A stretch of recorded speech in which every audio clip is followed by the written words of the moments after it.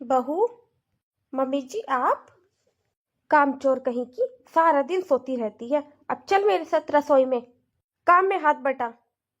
अनोखी माँ बनी है। मैंने भी तो 3 3 बच्चे पैदा करे हैं।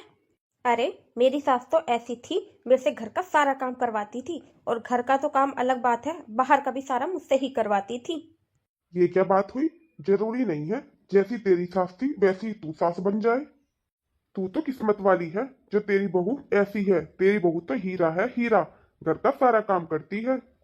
अभी उसके साथ दिक्कत है, जब ही तो बोल रहा हूँ। थोड़ा उसको आराम करने दे। वैसे भी बहू की तबीयत मुझसे ज्यादा तू समझ रही होगी। अरे, एक टाइम तूने भी झेला है ये सब। अरे मैं कौन सा अपने लिए कह रही हूँ। घर के काम काज करेगी तो शरीर इसी का सही रहेगा।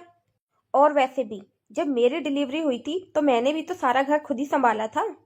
घर के सारे काम तो मैंने ही करे हैं ना। उस टाइम हमारे घर के हालात कैसे थे सब कुछ तुम्हें पता है ना। अरे, माँ बाहर का काम संभालती थी तो तुम घर का काम संभालती थी। इसमें कौन सी बुराई है? लेकिन अब तो कोई ऐसी मजबूरी नहीं है ना। घर में तुम भी हो, निधि भी है। तुम दोनों मिलकर कर लो। अरे आप मेरी बेटी निधि के पीछे क्यों पड़ गए हो? जब मैं आपको बोल रही हूँ तो बहू को काम करने क्यों नहीं देते?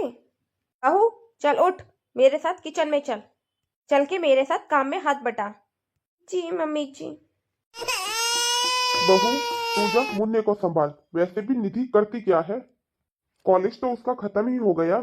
घर में पड़ी पड़ी बस फोन ही चलाती रहती है। इससे अच्छा है घर में अपने माँ के साथ कामों में हाथ बटा देगी।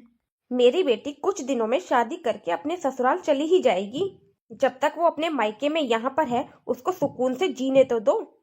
ठीक है, तुम्हारे मन में जो आता है वो करो। लेकिन अभी बहू का शरीर बहुत कमजोर है, उसको आराम करने दो। अगर किसी कारण से बहू को कोई दिक्कत हुई ना, वो मैं कभी बर्दाश्त नहीं करूंगा।